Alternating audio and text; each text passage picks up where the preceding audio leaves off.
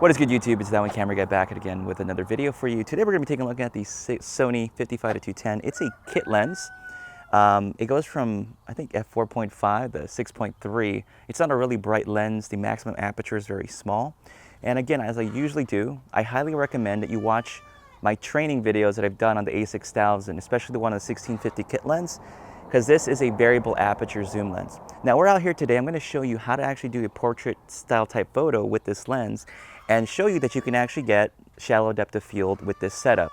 Now what we have to do is actually figure out our minimum aperture at the furthest zoom length. So when we do a portrait, and you'll see on the other view here, we have our subject. It's this little cup. So we don't have a very elaborate subject. It's just this cup right here. And what I'm going to do is set up my settings how I would to do this scene. So the first thing I want to do is determine my focal length. Now when I'm doing a portrait, especially with this kind of lens, I want to zoom into 200 millimeters or so to knock the background out. What's happening is something called compression, where the background is getting closer to the actual subject, or to the actual subject itself. So I'm going to zoom my lens in. So first we're going to set our focal length. So I'm going to zoom in. So I'm about 135 on my lens. The next thing I'm going to do is I'm going to go ahead and figure out my ISO. Now since I'm outdoors, sun's really bright, I'm going to go ahead and set my ISO fairly low. So I'm going to set it to 100. The next thing I'm going to do is I'm going to go ahead and set my aperture on my camera to the max aperture at the furthest length. So I'm going to drop my aperture, you'll see here. You'll notice it drops to 5.6. Now 5.6 is just fine for the focal length that we're at. And then finally, we're going to go ahead and increase our shutter speed. Okay, and as you can take a look, you notice that I'm getting a lot of out of focus blur in my photograph. Let me just adjust it a little bit. I typically wouldn't use the setup that I have here. It just makes it easier to record. And I'll go ahead and adjust my shutter speed a little bit higher. Remember, there's no penalty to increase your shutter speed when taking photos, especially for a non-moving subject. I'll frame it and then take the photograph. And then play it back, and there's our photo. So if you set your settings right and you zoom into your subject, you can actually get some background blur. Let me go ahead and show you what it looks like if I'm at 50 millimeters or 55 millimeters. So that's what it looks like at 55 millimeters from far away. I'm about 10 feet away from my subject, and then the background falls out. So that's what it looks like. Now what I would do in this situation here, so for example, if I take the picture and we compare the two from 55 to 135, notice the difference in the background blur. Very different. So it's really important. What you should be doing with a lens like this is zoom it in and back up from the subject. That's what I recommend you do. So let's do some more practice here. So my lens is at 55 millimeters.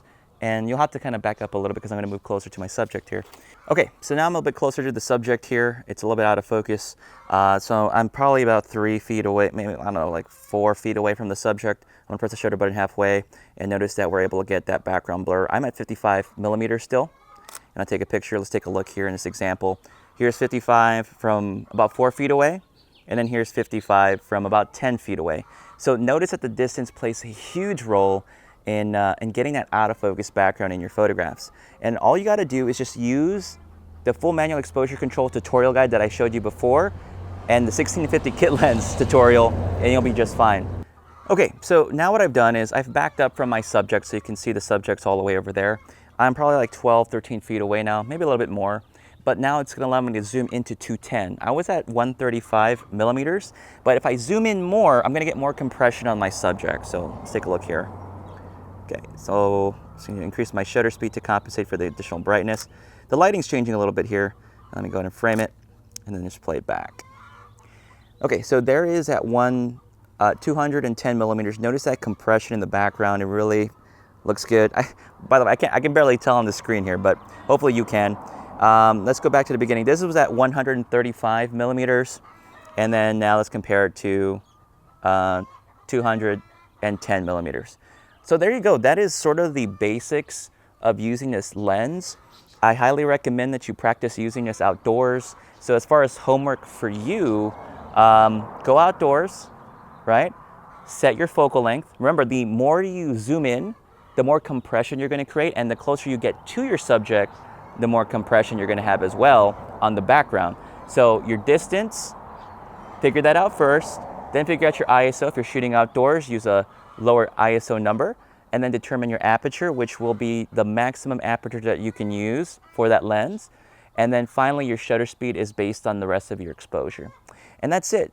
Go ahead and try this lens out. If you use it, you're going to find out you can get some really great shots with it. Now, if you got a lot of value out of this video, consider giving it a like. Using my Amazon links to shop for the items are all in the description below. And even making a small PayPal donation if you found a lot of help out of this video. And with that said, folks, I'm your host, Alwyn Camera Guy, and I'll catch you on the next video. Bye.